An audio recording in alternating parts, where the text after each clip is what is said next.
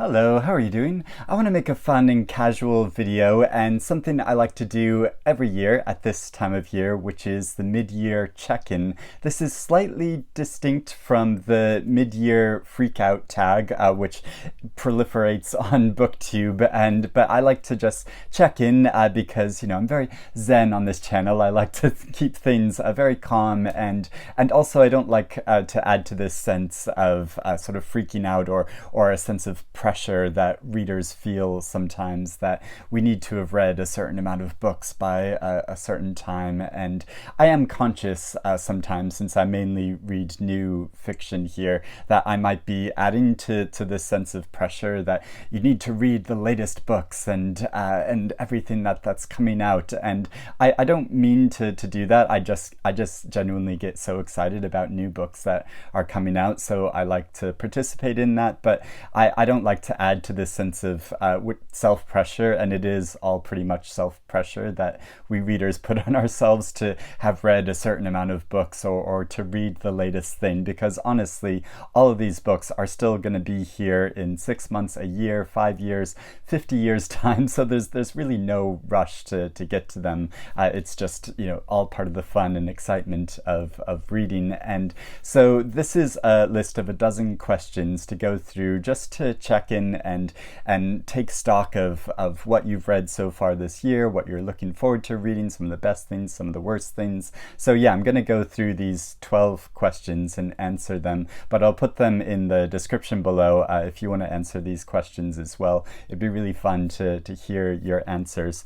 So starting off with the very first question of how many books have you read so far this year, which I hadn't added up until now, and I just went through, and there are 47 books that I've read so far this year, which is slightly less than I will have normally read at this time of year. But there's a reason for that, because I was very busy for quite a while on a special project that I was commissioned to write 2 books, which took up a lot of time and all happened very fast, and I was very busy doing it. But yeah, that took up a lot of time, so I didn't get to do quite as much reading as I normally would at this time of year. But again, that's totally fine. There's no pressure or rush to get to even more books or to just have a higher number. So the next question is, what's your favorite book so far this year? And just recently I made a video about my 10 favorite books that I've read so far this year. And I didn't rank those consciously didn't rank those because I don't really like to rank my books in that kind of way, but if I did have to pick just one from this selection of books, and probably one of the books that I've recommended the most to people is the novel Elena Knows by Claudia Pinheiro. And I was just recommending this to a friend at a friend's birthday party the other evening, and it's the book that I immediately think of when people ask me, oh, what's the best book you've read recently? Because this is a novel that it just completely I was so gripped by it and so impressed by how it immerses you in the world of this woman that is living with Parkinson's disease, and it's really physically debilitating her life, and the way it draws you into the experience of someone with a physical disability in such a powerful way. You just completely understand the world from her perspective, but also how she's such an interesting, difficult character as well. And so following her story, as well as this undercurrent of mystery of what happened to her daughter, and following that whole story, I found it so gripping and so moving, and yeah, such an extraordinary book. Then the next question is question 3. What's the most disappointing book you've read this year? And for me, that probably would be The Exhibitionist by Charlotte Mendelson, which I'd never read Mendelssohn's writing before. She's published a number of books, and so I was so excited to read this book. From the subject matter, it sounded like a novel I would absolutely love, and I just hated it. I found it so frustrating and irritating, and yeah, the way that it just got the surface level, or at least I felt that it just only got the surface level of these characters that were this horrible patriarch that was being so overtly nasty to everyone, and I didn't get a deeper sense of either him or the family members around him that stood loyally beside him, and so I found it so frustrating. I also will say probably another book that I just talked about in a wrap-up video recently, which is The Men by Sandra Newman, who I have read before, and so had quite high expectations for this novel, and I just sort of felt like it was okay, and I didn't really understand the point of it, and so yeah, this was quite a disappointment because yeah, I just had such high expectations for this author, but I am looking forward to reading more of her books in the future. Next question is, what genre have you read most this year? And the books, I mean, I mainly read are new literary fiction, and that has been what I've read the most this year. So yeah, I don't know if you can classify that as a genre, but that is what I've been reading the most of. Although I will say also that I have been reading more mysteries this year than I normally do, and that's a little hint on these book projects that I've been working on that I was commissioned to write, and so I will talk about that more in the future, and I don't mean to do that like in a teasing way, because I don't like, there are some some booktubers that just make videos that are like continuously teasing, and I don't like to do that on my channel, but it hasn't been publicly announced yet, so I can't talk about it, but it's also been taking up so much of my time that I can't not talk about it. So yeah, I have that sort of dilemma as well. Next question is question 5 is, name a new favorite author that you've discovered this year. And gosh, there are a few that I've read for the first time that I've really loved, but one that really stands out to me is Percival Everett, whose novel The Trees I read recently, and I just thought was so extraordinary. And I love that he has a whole back catalog of books now that I can read and discover, and yeah, get to more of his fiction. So and to just show you why he and how he's like made such an impact on me, he's now gone on my permanent bookshelf here behind me. I'll get out his book, yes, The Trees, and you know that it's made a big impact on me because it's gone on my bookshelves, my permanent bookshelves, so I will always have this book here, and yeah, now have a number of his books like Telephone, which I'm looking forward to getting. This novel just completely swept me up, and I thought it was so extraordinary how it's a kind of mixture of genres, but also has such a powerful message and such a relevant and timely message as well. So yeah, such a great book, such a great author, and I'm really looking forward to exploring more of his work. Next question, 6, is, what's the most surprisingly good book you've read so far this year? And I sort of take that as a book maybe you went into without so many expectations, but that you just absolutely loved. And yeah, that's slightly tricky to answer, but one answer I'll give is Love in the Big City by Sang-Yun Park. Not that I wasn't expecting it to be good, but I didn't expect to be so emotionally involved in it, and it's one of those books that, you know, sometimes you read a book and you're like, this is exactly the right book for me now, and I was so glad that I read this at this particular time, and so yeah, just completely gripped me, and I just connected with it so strongly, and it's wonderful to have that feeling in a reading experience, and to go into it not expecting to have that experience, and then it just completely envelops your world. And so yeah, I really enjoyed that. Question 7 is, what are your most anticipated 2022 releases? And I did make a video at the start of this year talking about books I'm most looking forward to this year, and going back and looking at that, I'm aware there's a number of books on there that I still haven't read and still not got to. I mean, one book I only just got a copy of recently is Time is a Mother by Ocean Vuong, his new collection of poetry, and I was so struck by his debut collection of poetry. I thought it was such a powerful book that I'm so excited to read this new one.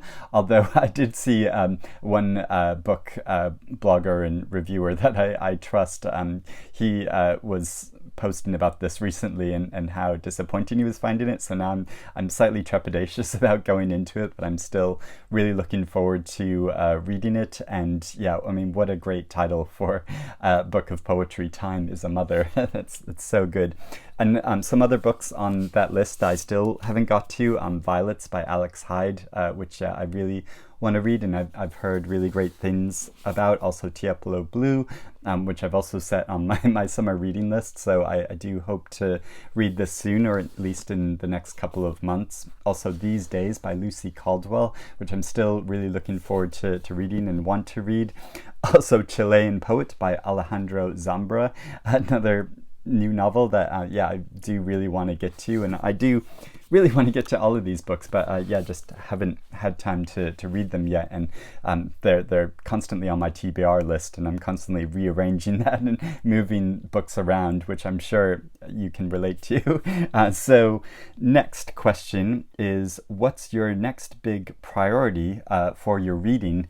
And probably the books that I'm going to read next, which I'm planning on starting this afternoon, is After Sappho by Selby Wynne Schwartz, which hasn't been published yet. It's going to be published on July 15th, I think, by Gallibager Press, who published Lucy Ellmann's big, huge novel, Ducks Newburyport, here in the UK. And so this is an advanced copy of this novel, and this is a series of vignettes looking at the lives of different artistic women throughout time, and showing little pieces of their story, and they were all either lesbians or had sapphic tendencies, and so yeah, I've just heard such great things about this, and so really looking forward to it. Also, it came, the advanced copy I was sent came with this wonderful series of cards, these blue cards, which are all depictions of some of these artists, which the book covers throughout time, and and some of these artists I've heard of before. Other ones I've not heard of before. Ava Palmer, I've not heard of her, but yeah, such wonderful cards, and I love all of these different cards. Josephine Baker, so cool. So yeah, really, really looking forward to that, and can't wait to start it this afternoon. So the next question 9, is what's been your bookish highlight of the year so far?